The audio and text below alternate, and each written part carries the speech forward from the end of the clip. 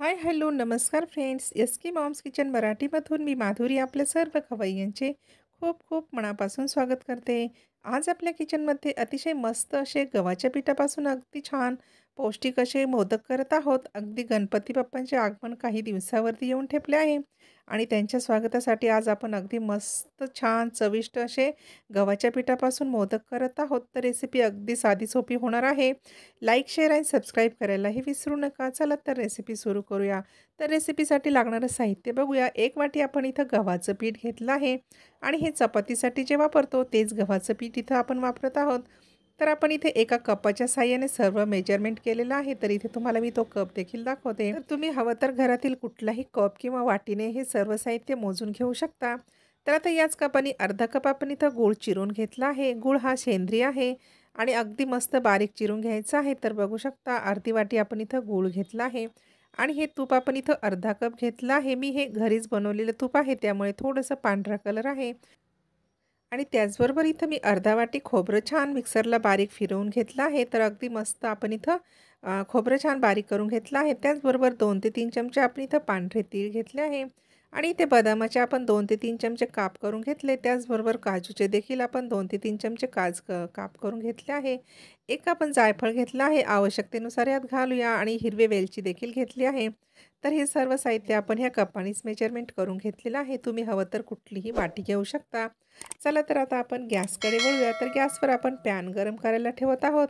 तर आपल्याला हे साहित्य अगदी छान खमंग असं भाजून घ्यायचं आहे आणि शक्यतो जाडबुडाचाच पॅन आपल्याला इथं घ्यायचा आहे. म्हणजे आपल्याला गव्हाचं पीठ ना अगदी छान खमंग असं भाजायचं आहे. तर आता पॅन आपला छान गरम झालेला आहे. यामध्ये अगदी थोडंसं आपण तूप घालूयात आणि तूप छान गरम होत आलं की आपण यामध्ये लगेच आपण जे तीळ ठेवलेले आहेत ते घालूयात. तर इथे 2 ते 3 चमचे आपण पांढरे तीळ घालणार आहोत. तुम्ही इथं तूप न घालता देखील हे तीळ अगदी छान खमंग भाजून घेऊ शकता. तर हे तीळ अगदी 2 ते 3 मिनिटांमध्ये छान खमंग असे भाजले गेलेले आहेत. आता लगेच आपण हे ताटामध्ये काढून घेऊयात. आणि शक्यतो इथं जाडबुडाचाच आपल्याला पॅन वापरायचा आहे म्हणजे साहित्य आपलं अगदी छान खमंग असं भाजलं जातं आणि खाली करपलं देखील जात नाही. तर हे तीळ आता अगदी खमंग भाजून घेतले आहे. आता हे आपण एका ताटामध्ये देखील काढून घेत आहोत. परत आपण पॅन गॅसवरती ठेवूयात आणि इथं तीळ आपले थोडेसे पसरवून घेऊ म्हणजे हे थोडे थंड देखील होतात. आता पॅनमध्ये परत थोडंसं आपण तूप घालूयात. तूप जर नाही घातलं ना तरी देखील चालेल परंतु साहित्य आपल्याला छान खमंग भाजायचं आहे. त्यामुळे इथं आपण थोडंसं तूप वापरत आहोत आणि काजू आणि बदामाचे आपण जे काप करून ठेवलेले आहे त्यांना अगदी छान खमंग आपल्याला इथं भाजून घ्यायचं आहे म्हणजे यांची टेस्ट ना आणखीनच छान वाढते आणि खाताना दाताखाली आलं की खूप छान क्रंचीनेस याचा लागतो आणि मग चविष्ट आपल्याला हे लागतात. तर हे अगदी छान खमंग आपल्याला मिनिट तर 2 मिनिटभर इथं भाजून घ्यायचे आहे. अगदी मंदच गॅसवर हे सर्व साहित्य आपल्याला खमंग भाजून घ्यायचं आहे आणि हे छान भाजले की आपल्याला परत त्या ताटामध्ये हे साहित्य काढून घ्यायचं आहे. अगदी मंदच गॅसवर हे सर्व साहित्य भाजलं की ना पदार्थाची टेस्ट देखील खूप छान लागते. तर आता हे आपण अगदी व्यवस्थित प्लेटमध्ये काढून घेऊ. पॅन परत गॅसवर ठेवला त्यामध्ये अगदी थोडंसं तूप घातलेलं आहे आणि आपण जे मिक्सरला छान बारीक करून घेतलेलं खोबरं आहे ते छान आता यामध्ये घालूयात आणि याला देखील मंद गॅसवर अगदी छान खमंग सोनेरी रंग येईपर्यंत छान भाजून घेऊयात. गॅसची फ्लेम इथं अगदी मंदच ठेवायची आहे. परत तुम्हाला इथे सांगत आहे, ही महत्त्वाची टिप्स नक्की लक्षात ठेवा.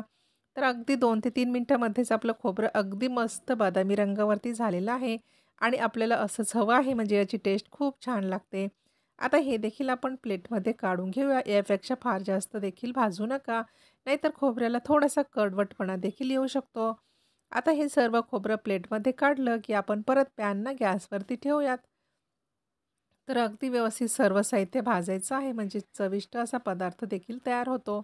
आता सुरुवातीला आपण पीठ पॅनमध्ये घालूयात. आता इथं आपल्याला सुरुवातीला तूप घालायचं नाही अगोदर आपण 3 ते 4 मिनिटे पीठ अगदी छान भाजून घेऊयात. जर सुरुवातीलाच तूप घातलं तर थोडंसं आपल्याला ना हलवण्यासाठी थोडंसं जड जातं आणि अशा प्रकारे अगदी सुटसुटीत पीठ आपल्याला भाजता येत नाही. तर 3 ते 4 मिनिटे मी तूप न घालताच थोडंसं पीठ हे छान खमंग होईपर्यंत भाजलेलं आहे.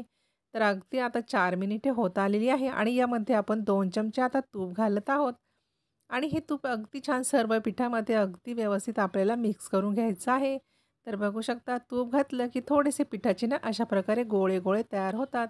त्यामुळे भाजायला आपल्याला थोडंसं ना वेळ लागतो. तर अशा प्रकारे आपण काय करायचं, अगोदर थोडंसं 4 ते 5 मिनिटे तूप न घालता भाजायचं आणि नंतर आता इथं आपण तूप घालून अगदी व्यवस्थित हे तुपाच्या ज्या गाठी झालेल्या आहेत त्या मोडून काढायच्या. कारण पॅन आपलं गरम आहे तर ते छान वितळलं जातं आणि पीठही आपलं छान खमंग असं भाजलं जातं. तर इथं महत्त्वाची टिप्स तुम्ही नक्की लक्षात ठेवा फ्रेंड्स. गॅस आपल्याला अगदी मंद ठेवायचा आहे. बघू शकता तुम्हाला इथं दाखवत देखील आहे. गॅस जेव्हा मंद असेल ना, तेव्हाच हा पदार्थ खूप मस्त टेस्टी लागतो. आता इथं मी 8 ते 9 मिनिटं होत आलेली आहे बघू शकता आणि पिठं आपलं अगदी छान मोकळं सुटसुटीत होत आहे. परत आपण 2 चमचे इथं तूप घालूयात आणि अगदी छान आपल्याला हे परत 3 ते 4 मिनिटासाठी भाजून घ्यायचं आहे. तर अगदी व्यवस्थित आता हे मिक्स करत राहायचं आहे. अगदी थोडंसं आपल्याला ना पीठ भाजण्यासाठीच इथं वेळ लागतो, नाहीतर हा पदार्थ इतका मस्त होतो ना, की तुम्हाला वाटणार देखील नाही आपण हे गव्हाच्या पिठापासून मोदक खात आहोत. अगदी मस्त टेस्टी पदार्थ आहे फ्रेंड्स. तर एक वेळेस तुम्ही देखील नक्की ट्राय करा आणि तुम्ही इथपर्यंत जर व्हिडिओ बघत असाल तर आपल्या चॅनलला देखील सबस्क्राईब करा, रेसिपीला देखील लाईक करा. तर आता इथं आपले 10 ते 12 मिनिटे होत आलेली आहे. बघू शकता आता पिठाचा कलर देखील थोडासा बदललेला आहे आणि आता या पिठाला ना अगदी छान बदामी कलर आलेला आहे. तुम्ही बघू देखील शकता. आता यामध्ये परत आपण 2 चमचे तूप घालूयात. तर या तुपामुळे ना खूपच मस्त याला कलर देखील येतो आणि मस्त भाजलं देखील जातं. तर इथे बघू शकता सर्व तूप आपण अगदी व्यवस्थित आपल्या पिठामध्ये मिक्स करून घेऊयात आणि अगदी छान याला भाजून घेऊयात. अगदी गॅसची फ्लेम इथं मी मंदच ठेवलेली आहे बघू शकता. तर मंदच गॅसवर आपल्याला हे सर्व पीठ अगदी छान खमंग भाजून घ्यायचं आहे फ्रेंड्स. आणि इथं बघू शकता आता 14 ते 15 मिनिटे होत आली आहे आणि जे राहिलेलं तूप आहे ते देखील आपण आता या पिठामध्ये घालून घेऊयात आणि अगदी व्यवस्थित आपण हे सर्व पिठामध्ये व्यवस्थित मिक्स करून घेऊयात. तर इथे बघू शकता अगदी मस्त बदामी कलर आपल्या पिठाला आलेला आहे आणि मस्त तूप देखील आपल्या पिठामध्ये व्यवस्थित मिक्स झालेलं आहे आणि अगदी घरभर या पिठाचा सुवास सुटलेला आहे. तर यावरून तुम्हाला नक्कीच कळेल फ्रेंड्स की आपलं गव्हाचं पीठ अगदी छान परफेक्ट असं भाजलं गेलेलं आहे. तर बघू शकता अगदी मस्त ना आपण याला भाजून घेतलेलं आहे आणि एवढेच चविष्ट याचे मोदक देखील तयार होणार आहेत. तर इथे बघू शकता आता इथे तूप देखील छान अगदी पिठामध्ये मिक्स झालेलं आहे आणि अगदी छान तूप देखील याला सुटत आहे आणि आपण भाजून ठेवलेलं जे साहित्य आहे ना ते यामध्ये ॲड करूयात. तर अगदी मस्त या सर्व साहित्याला आपण एकजीव करून घेऊयात. म्हणजे हे सर्व साहित्य एकजीव झालं की आपल्याला नंतर गुळामध्येही ॲड करायचं आहे. आता आपलं ना पॅन गरम आहे आणि पीठ देखील छान गरम आहे. त्यामुळे आपण हे सर्व साहित्य अगदी व्यवस्थित यामध्ये एक वेळेस मिक्स करून घेऊयात. म्हणजे आपले मोदक खूपच टेस्टी असे तयार होतील. तर आता आपण हे सर्व अगदी व्यवस्थित मिक्स करून घेतलं आहे. आता इथे आपण अगोदर 15 ते 16 मिनिटे भाजलं. परत मी 2 मिनिटे इथे भाजलेलं आहे. तर आपण टोटल इथं सुरुवातीपासून आतापर्यंत 18 ते 19 मिनिटे हे पीठ छान खमंग असं मंद गॅसवर आपण भाजून घेतलेलं आहे. तर बघू शकता आता आपण हे एका ताटामध्ये देखील काढून घेतलेलं आहे. आता आपण हे साईडला ठेवूयात. आणि आता आपण गॅसवर परत पॅन ठेवलेला आहे. यामध्ये आपण 1 चमचा दुसरं तूप घालूया. आपलं अर्धा कप तूप तर इथे संपलेलं आहे. आता आपण यामध्ये मी परत 1.5 ते 2 चमचे तूप घातलेलं आहे आणि इथं आपण चिरून ठेवलेला जो अर्धी वाटी गूळ आहे किंवा अर्धा कप गूळ आहे तो घातलेला आहे आणि या गुळाला आपल्याला अगदी छान वितळून घ्यायचं आहे. आपल्याला कुठलाही 1 तारी किंवा 2 तारी पाक इथं बिलकुल करायचा नाही. तर याला छान आपण वितळून घेऊया. तर इथे महत्त्वाची टिप्स नक्की लक्षात ठेवा. गॅसची फ्लेम आपल्याला अगदी मंदच ठेवायची आहे आणि अगदी गूळ आपला वितळत आला, की आपल्याला ना गॅस इथं बंद करायचा आहे. तर गॅस बिलकुल चालू ठेवू नका, नाहीतर हा गूळ अगदी कडक होईल आणि मोदक इथं तयार होणार नाहीत. तर इथं गॅसची फ्लेम आता मी बंद केली आणि यामध्ये आपलं सर्व साहित्य जे आपण तयार करून ठेवलेलं आहे, तर ते घातलेलं आहे. गव्हाचं पीठ, आपले काजू, बदाम आणि तीळ आपण भाजून ठेवलेलं आहे. ते सर्व साहित्य आता यामध्ये घातलेलं आहे. त्याचबरोबर 1 चमचा आपण वेलची छान कुटून ठेवलेली आहे, ती देखील घालूयात आणि याला अगदी छान मिक्स करून घेऊयात. म्हणजे हे सर्व साहित्य अगदी छान एकजीव होईल आणि इथे गॅस बंदच आहे. तुम्हाला एकदा दाखवत आहे. तर आता आपण हे अगदी छान मिक्स करून घेऊयात. तर थोडंसं आपल्याला गव्हाचं पीठ भाजायलाच इथं वेळ लागतो फ्रेंड्स. बाकी तर अगदी मस्त हे चविष्ट असे मोदक तयार होतात आणि अगदी मस्त गव्हाच्या पिठापासून आपण बनवले तर हे तुम्हाला वाटणार देखील नाही. तर इथं एक आपण ना जायफळ घेतलं आहे. त्याला अगदी थोडंसं किसून घेऊया. अगदी पाव चमचाभरच यात मग किसून घालूया. कारण आपण यामध्ये गूळ घातलेला आहे आणि ज्या पदार्थामध्ये गूळ घालतो तिथे आपण जायफळ नक्कीच घालायची. म्हणजे पदार्थ आणखीनच छान रुचकर लागतो. आणि आता आपलं गव्हाचं पीठ अगदी छान मऊसूत असं झालेलं आहे, बघू शकता.